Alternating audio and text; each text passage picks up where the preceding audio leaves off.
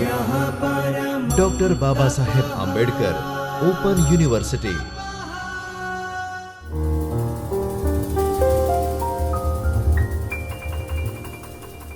નમસ્કાર તાલીમાર્થી મિત્રો, doctor Baba Saheb Ambedkar open યુનિવર્સિટીના શિક્ષણશાસ્ત્ર વિભાગમાંથી હું ડૉક્ટર હિના રાવલ આપ સૌનું સ્વાગત કરું છું. મિત્રો, આજે આપણે બીએડના દ્વિતીય વર્ષના પેપર કોડ ES 202 માપન અને મૂલ્યાંકન, જેમાં વિભાગ 2 એકમ 9 નમૂના પસંદગી, જેના બીજા વ્યાખ્યાનમાં અભ્યાસ કરીશું. આ વ્યાખ્યાનમાં આપણે નમૂના પસંદગીની પદ્ધતિઓ એના વિશે અભ્યાસ કરવાના છીએ. અગાઉ આપણે નમૂના પસંદગીનો અર્થ, તેની વ્યાખ્યા, તેનું મહત્ત્વ, તેના લક્ષણો તેમજ સારા નમૂનાના લક્ષણો વિશે અભ્યાસ કર્યો હતો. હવે નમૂના પસંદગી કયા કયા પદ્ધતિઓના માધ્યમથી આપણે કરી શકીએ એના વિશે, એની પદ્ધતિઓ વિશે અભ્યાસ કરવાના છીએ, જેમાં આકસ્મિક નમૂના પસંદગી, સ્તરીકૃત નમૂના પસંદગી, ઝુમખા નમૂના પસંદગી, યોજનાબદ્ધ નમૂના પસંદગી, બમણા નમૂના પસંદગી, ક્રમશઃ નમૂના પસંદગી, સ્નોબોલ નમૂના પસંદગી અને જોડકા નમૂના પસંદગી.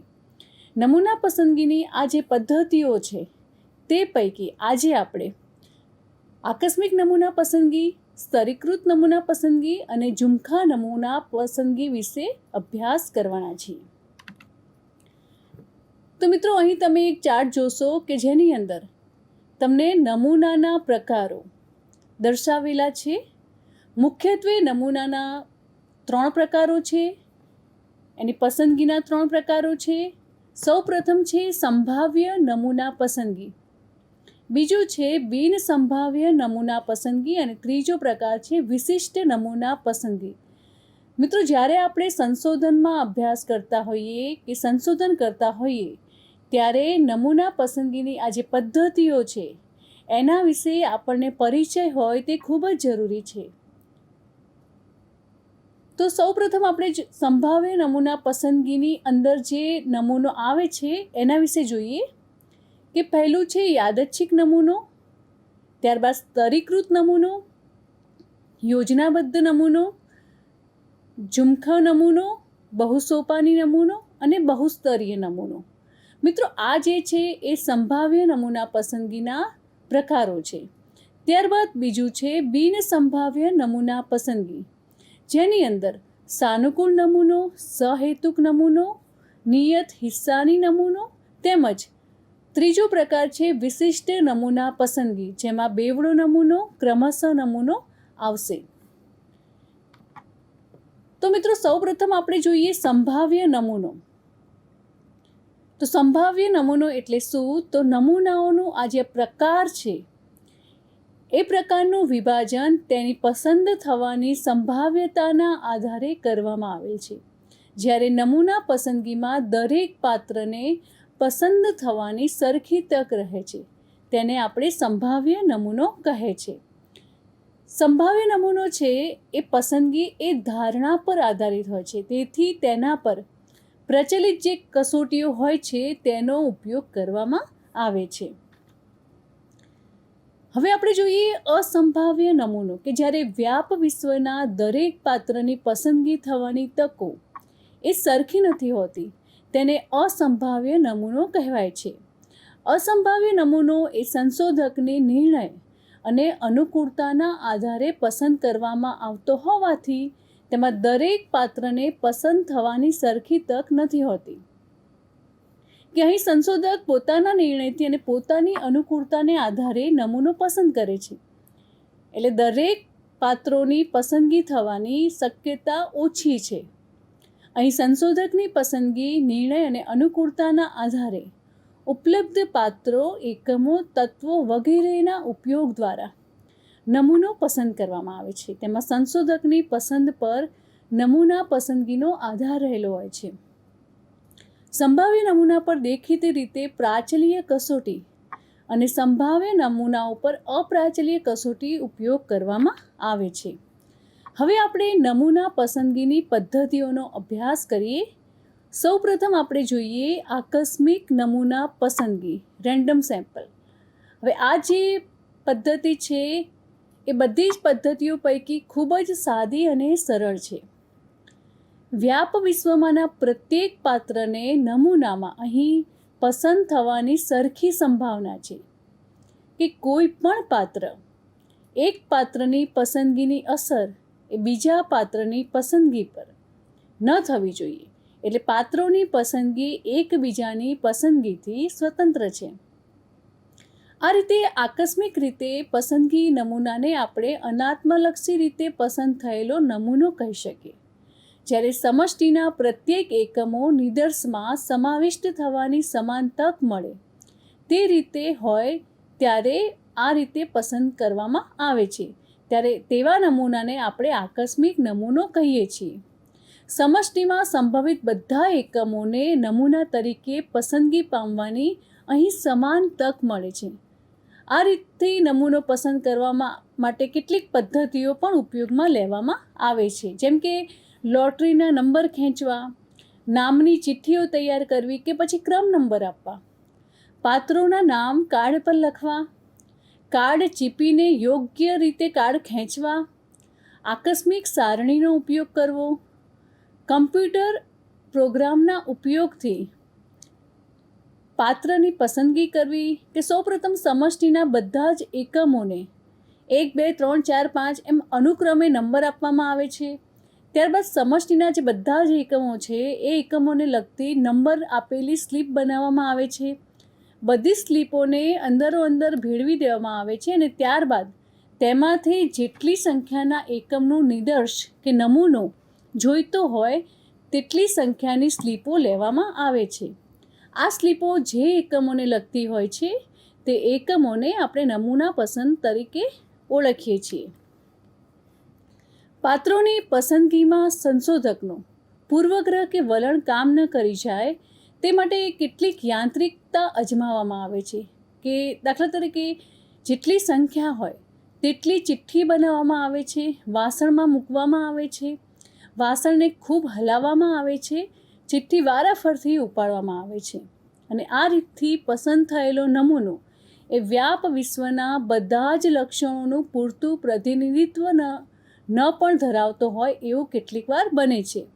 એટલે કે કોઈ પણ એક પ્રકારના પાત્રો વધુ પ્રમાણમાં કે ઓછા પ્રમાણમાં પસંદ થાય તેવું બને છે. જેમ વ્યાપ વિશ્વના પાત્રોમાં વિવિધતા વધારે અને નમૂનો જેમ નાનો તેમ નબળો થવાની શક્યતા વધુ હોય છે. ટૂંકમાં આકસ્મિક નમૂનો પૂરતા પ્રમાણમાં મોટો હોય તો જ તે પ્રતિનિધિરૂપ બને છે. હવે આપણે સ્તરીકૃત નમૂના પસંદગી વિશે અભ્યાસ કરીએ કે આકસ્મિક નમૂના પસંદગીની મર્યાદા એ છે કે કોઈ એક પ્રકારના પાત્રો વધુ કે ઓછા પ્રમાણમાં પસંદ થાય છે અને આથી વ્યાપ વિશ્વના જે લક્ષણો હોય છે એનું પૂરેપૂરું પ્રતિનિધિત્વ આકસ્મિક નમૂના પસંદગીમાં ન જળવાય. આ મર્યાદા દૂર કરવા માટે સ્તરીકૃત આકસ્મિક નમૂના પસંદગીથી વધુ ચોકસાઈપૂર્વક પરિણામો મેળવી શકાય છે. જ્યારે સમષ્ટિનું વિભિન્ન સ્તરોમાંથી વિભાજન કરીને બધા સ્તરોમાંથી આકસ્મિક નમૂનો મેળવવામાં આવે ત્યારે તે પ્રકારના નમૂનાને સ્તરીકૃત આકસ્મિક નમૂનો કહેવાય છે. આકસ્મિક નમૂનાના વ્યાપ વિશ્વમાંના વિશિષ્ટ પ્રકારના પાત્રો એ વધુ માત્રામાં પસંદ થઈ જાય એવું પણ બને છે. આણંદ જિલ્લાના કેટલાક શિક્ષકો અંગેનું આપણે સર્વેક્ષણ કરવું હોય તો તે શહેરના શિક્ષકો પ્રમાણમાં વધારે પસંદ થઈ જાય તેવું બને છે અને એમાંથી બચવા માટે સંશોધક સ્તરીકૃત નમૂનો પસંદ કરે છે. આ પદ્ધતિમાં સંશોધક પ્રથમ વ્યાપ વિશ્વને ઉચિત સ્તરમાં વહેંચી નાખે છે અને ત્યારબાદ આ નાના સમરૂપ જૂથોમાંથી પૂર્વ નિર્ધારિત સંખ્યામાં આકસ્મિક રીતે પાત્રો પસંદ કરે છે. હવે પછીની ચૂંટણીમાં લોકો કેવી રીતે મત આપશે તે જાણવા માટે મતદાન પર અસર કરતા જે ચલો હોય છે જેમ કે ઉંમર, આવક, શૈક્ષણિક લાયકાત, ધર્મ, સ્થાન વગેરેને નજરમાં રાખી લોકોને વિવિધ સ્તરોમાં વહેંચી શકાય.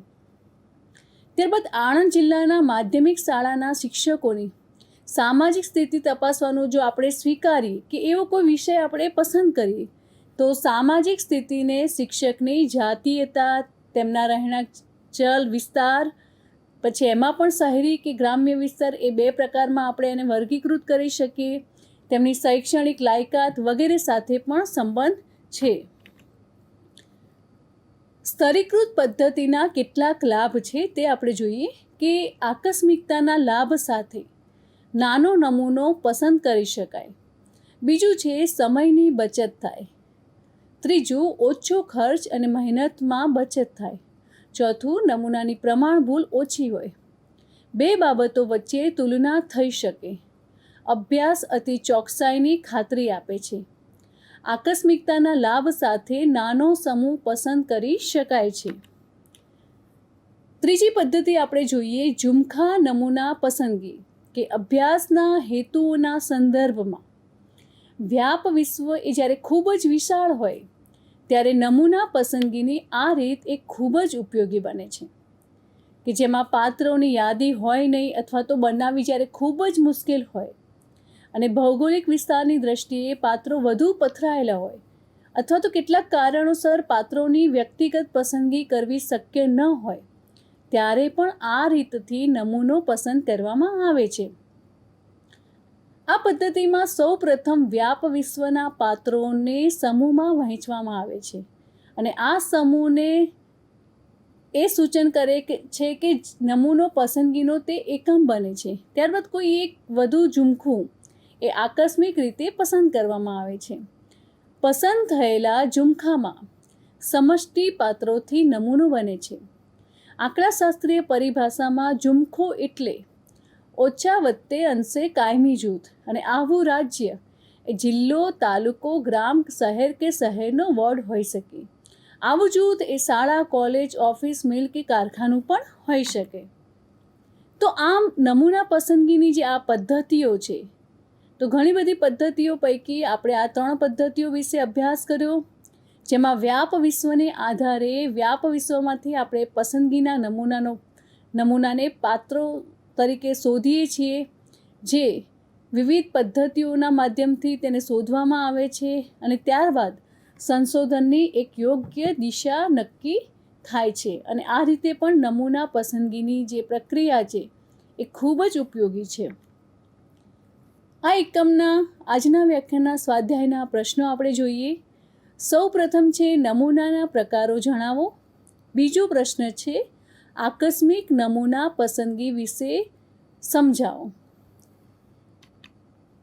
તો મિત્રો આજના વ્યાખ્યાનમાં આપણે નમૂના પસંદગીની પદ્ધતિઓ પૈકી આકસ્મિક નમૂના પસંદગી પદ્ધતિ, સ્તરીકૃત નમૂના પસંદગી પદ્ધતિ અને ઝુમખા નમૂના પસંદગી વિશે અભ્યાસ કર્યો. હવે પછીના વ્યાખ્યાનમાં ત્યારબાદની અન્ય પદ્ધતિઓ વિશે અભ્યાસ કરીશું. ધન્યવાદ. स्वाध्यायः परमः